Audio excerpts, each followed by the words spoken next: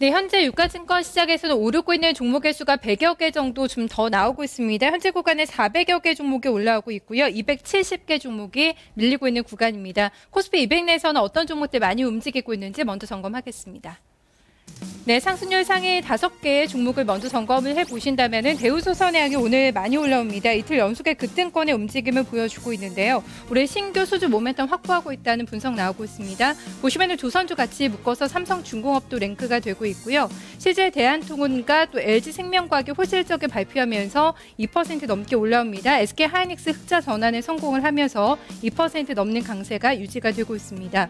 전문가님 뭘 먼저 체크를 해봐야 될까요? SK하이닉스 볼까요? 오늘은 그 코스피 200 종목에서 할 말이 좀 많은 것 같습니다. 먼저 SK하이닉스부터 이야기를 드려야 될 것 같습니다. 자, SK하이닉스 제가 지난번에 그 기관들의 그 리포트가 어떻게 보면 횡포가 되지 않겠느냐 그렇게 언급을 드린 바가 있었습니다. 당시에 그 기관들이 1,000억 이상의 영업이익이 발생이 될 것이다라고 이야기를 했었는데, 그 4분기 실적이 500억 수준밖에는 안 될 것 같다. 리포트가 또 나왔죠. 그죠? 그래 놓고 오늘 또 973억 영업이익이 발표가 됐습니다. 그러면서 기대치에 못 미치는 실적이지만 그래도 급등이 나왔다. 이렇게 어르고 다르고 있습니다. 참 말이 희한하죠. 그죠?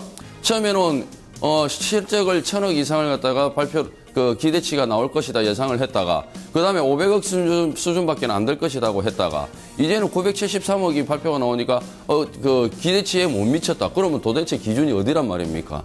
제가 하이닉스는 역시 마찬가지로 24,000원 정도만 안 깨면은 충분히 매수 관점으로 볼 수 있고, 그 다음에 중장기 투자도 가능한 자리다라고 말씀을 드렸었는데요. 어제 이제 대상이라는 종목을 제가 힌트를 드렸었는데, 잠시 그 대상은 이따가 살펴드리겠고요. 하이닉스 같은 경우는 기관이 무엇 때문에 여기서 팔았는가? 그러면 이게 하이닉스가 단기 고점이었는가? 아니면은 시장에서 전반적인 전체적인 시장에서 뉴욕 증시도 IT 주들이 실적이 약화되다 보니까 그래서 판 것인가? 결국에는 그겁니다. IT주들, 그러니까 미국 시장에서도 애플이라든지 그런 마이크로소프트라든지 IT주들이 실적이 약화되다 보니까 국내 증시에도 어느 정도 영향을 미친단 말이죠.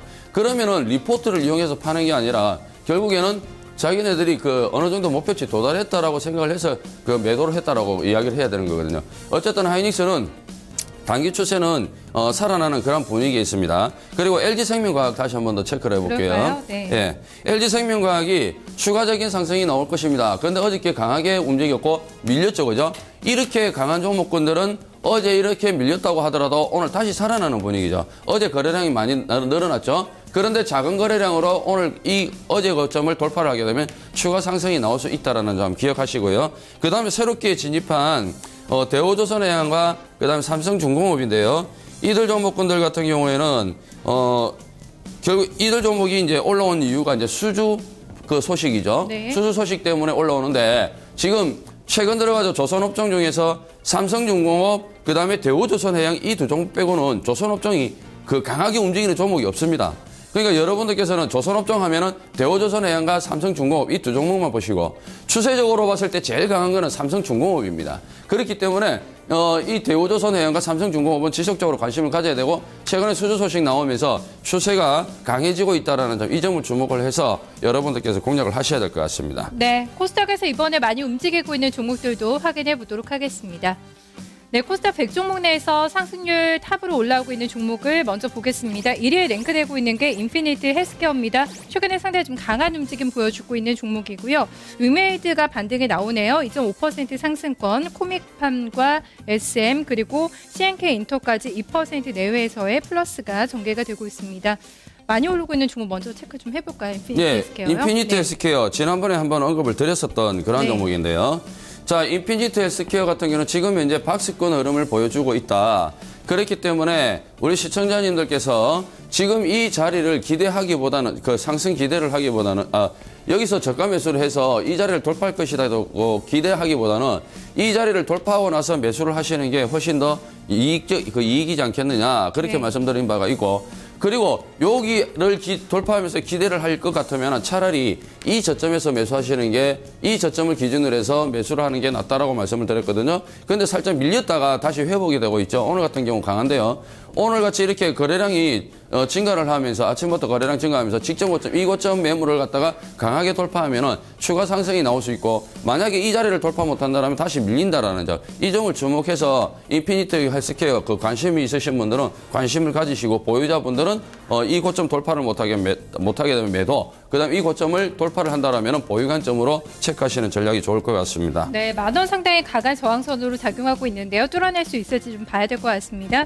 어제 저희가 개인주 점검을 해드렸는데 좀 잠깐 기술적인 반등 정도로 봐야 되는 건지 위메이드가 링크가 되네요. 네, 어제 그 컴투스 같다 게임빌 같은 경우 어제 이제 투매가 떨어지고 그다음에 반등이 나왔거든요. 그런데 아직까지 추세 회복이 안 됐거든요. 추세 회복이 안 됐고 그다음에 어제 그 위메이드 같은 경우에도 지금 아직까지 5일선 이제 5일선 안착 시도를 하는 모습이거든요. 네. 5일선 안착을 했을 때는 이런 종목군들은 2박 3일 이렇게 끌고 가는 게 아니라 1박 2일 코스 정도밖에는 못 끌고 갑니다. 매수를 한다고 하더라도.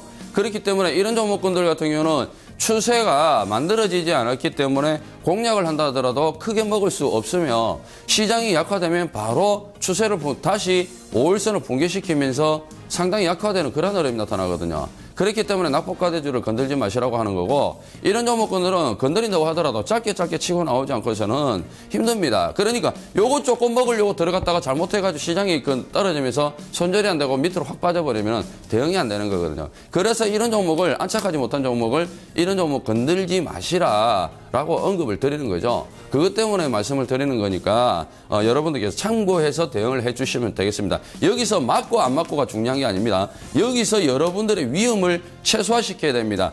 주식에는 바닥이라는 게 없습니다. 어디가 바닥인지 알 수가 없어요. 바닥은 지나야 알 수 있는 겁니다. 아셨죠? 네, 이어서 유가증권 시장에서 하락하고 있는 종목들도 점검을 해보겠습니다. 네, 코스피 200 내에서 하락률이 가장 크게 나오고 있는 종목이 웅진 에너지입니다. 현재 구간에 4% 가깝게 하락하고 있고요. 한국전력이 전기요금 인상 계획이 없다고 밝히면서 지금 낙폭 확대되고 있습니다. 한진중공업 그리고 LG화학의 실적 부진에 2.8% 조정이고요. 금호석유도 2% 넘게 밀려나고 있습니다. 종목 저희 좀 짧게 봐야 될 것 같아요. 전문가님 뭐 볼까요? 네, 한국전력, 한국전력 잠시 보겠는데요. 네. 한국전력 같은 경우 이제 지금 이슈가 뜨면서 조금 크게 조정받고 있죠. 네. 크게 조정받고 있는데 이제 이 정도 여기 보시면은 이 갭 있죠. 네.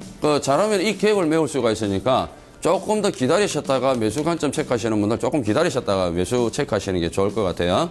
일단 보유자분들은 이 갭을 메우게 되면은 한 번 더 그러니까 그 리바운딩이 나올 수 있으니까 보유자분들은 조금 더 기다리시는 전략이 좋을 것 같습니다. 네, 한국전력 20에서 오늘 좀 크게 하회하고 있는데요. 매수는 조금 더 기다려보자는 의견입니다. 이어서 코스닥 시장에서 밀리고 있는 종목들 바로 확인하겠습니다. 네, 코스닥 100종목 내에서 하락률 가장 크게 나오고 있는 종목이 오성 LST입니다. 현재 구간에 3.8%에 밀립니다. 유가증권 시장에서 웅진 에너지 같이 하락 흐름 나타냈고요.